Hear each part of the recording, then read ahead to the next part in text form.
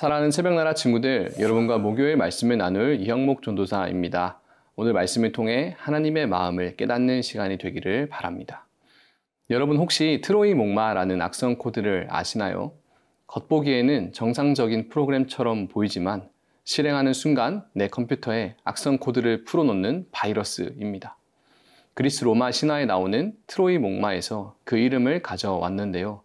이 트로이 목마는 예쁘게 만들어서 상대방에게 좋은 선물을 주는 것처럼 포장하여 적진에 들어가게 한 뒤 그 안에 숨어있던 군사들이 나와 공격하게 하는 작전 무기였습니다. 우리에게도 트로이 목마와 같이 찾아오는 말들이 있습니다. 그래서 분별하는 능력이 필요합니다. 오늘 말씀의 제목은 귀에도 필터가 필요해입니다. 오늘의 말씀은 사무엘하 16장 15절에서 23절입니다. 한편 압살롬과 이스라엘의 모든 군사들은 예루살렘에 입성했습니다. 아히도벨도 그와 함께 있었습니다. 그때 다윗의 친구인 아렉 사람 후세가 압살롬에게 가서 왕께 만세, 왕께 만세 하고 외쳤습니다. 압살롬이 후세에게 물었습니다.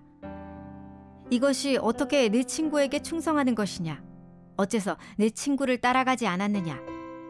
후세가 압살롬에게 말했습니다. 아닙니다. 여호와께서 택하시고 이 백성들과 모든 이스라엘 사람들이 선택한 분의 편에 서서 그분과 함께 있을 것입니다. 제가 누구를 섬겨야 하겠습니까? 제가 그의 아들을 섬겨야 하지 않겠습니까?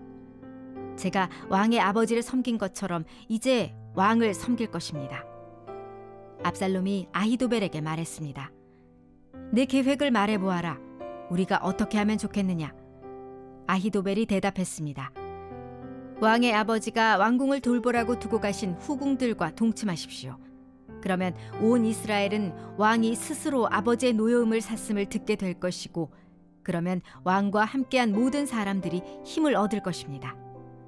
그러자 그들은 압살롬을 위해 지붕에 천막을 쳤고, 그는 온 이스라엘이 보는 앞에서 아버지의 후궁들과 동침했습니다. 그 당시 사람들은 아히도벨이 주는 계획들을 마치 하나님께 여쭈어서 받은 말씀과 똑같이 여겼습니다.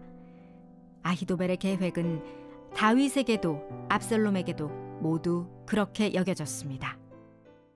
오늘 본문은 예루살렘으로 입성하는 압살롬이 등장합니다. 이제 압살롬의 세력은 점점 강해져 가고 이스라엘의 수도인 예루살렘까지 압살롬의 손에 들어왔습니다. 과연 다윗은 이대로 왕의 자리에서 물러나고 압살롬이 온 이스라엘을 통치하게 될까요? 오늘 본문 16절의 말씀입니다.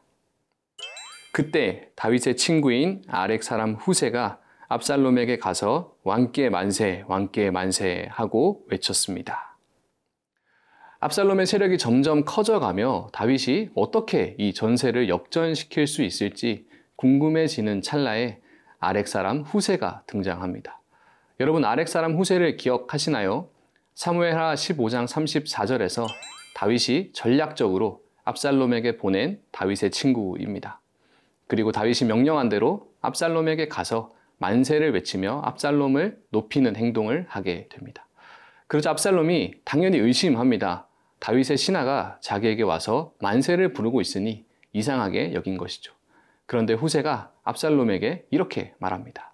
오늘 본문 18절의 말씀입니다. 후세가 압살롬에게 말했습니다. 아닙니다. 여호와께서 택하시고 이 백성들과 모든 이스라엘 사람들이 선택한 분의 편에 서서 그분과 함께 있을 것입니다. 후세는 압살롬을 여호와께서 택하시고 모든 이스라엘 사람들이 택했다고 말해줍니다. 자신이 높아지고 싶어하는 압살롬은 그 마음을 충족시켜주는 후세의 말을 아주 기뻐했을 것입니다. 그리고는 후세를 자신의 세력으로 받아들이게 됩니다. 마치 앞서 말씀드린 트로이의 목마처럼 후세가 자신을 공략하기 위한 첩보원인 줄도 모르고 겉으로 보기에 자신을 높여주는 것처럼 보이니까 자신의 세력으로 받아들이게 되고 결국 내부에서 그 공격이 시작되게 됩니다. 압살롬은 자신을 높여주는 사탕 발린 말에 넘어가 후세를 받아주게 되는데요. 과연 이 판단이 후에 어떤 결과를 낳게 될까요? 사랑하는 새벽나라 친구들, 우리는 우리를 높여주는 달콤한 말에 아무런 필터 없이 넘어가면 안 됩니다. 늘 겸손하게 우리의 존재를 알고 정말 나를 위한 말인지 분별해야 합니다. 오늘 하루도 겸손하게 하나님 앞에 나의 존재를 인식하며 살아가는 모든 세나 친구들이 되기를 바랍니다.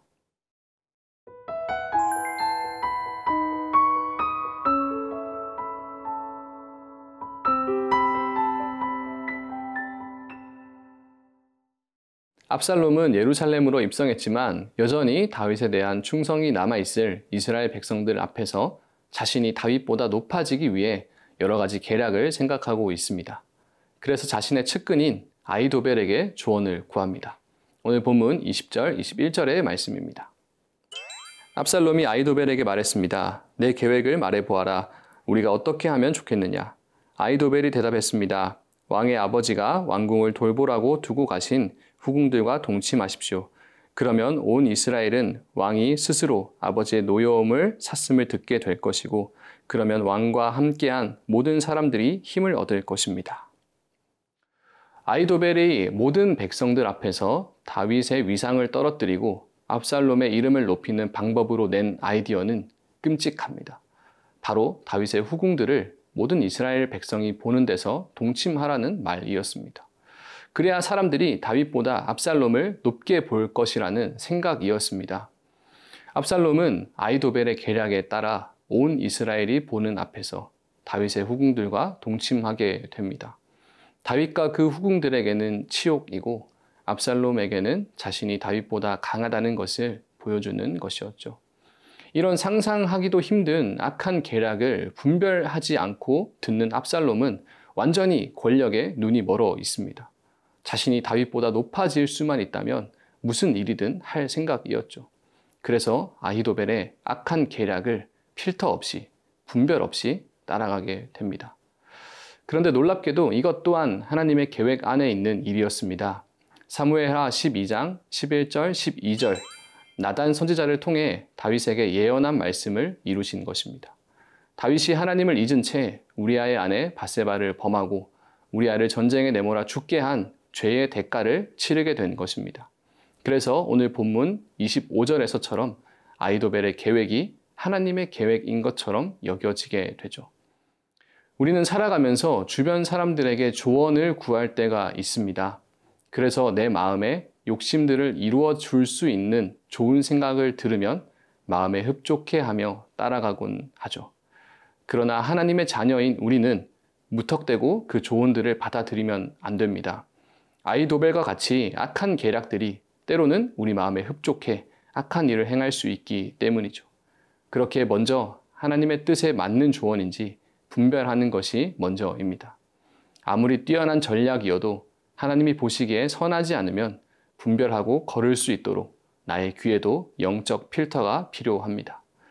사랑하는 새벽나라 친구들, 우리는 누구의 조언을 구하고 또 따르고 있나요? 그 조언들을 하나님의 뜻에 맞게 잘 분별할 수 있는 필터를 장착하여 하나님의 인도하심을 따라가는 모든 세나 친구들이 되기를 바랍니다. 살아계신 하나님, 우리 아버지, 우리는 때로 주변 사람의 말에 너무 쉽게 흔들리곤 합니다. 그러나 우리의 귀에 영적인 필터를 주셔서 하나님의 뜻을 분별하고 따라가는 우리 모두가 되게 하옵소서. 예수님의 이름으로 기도합니다. 아멘.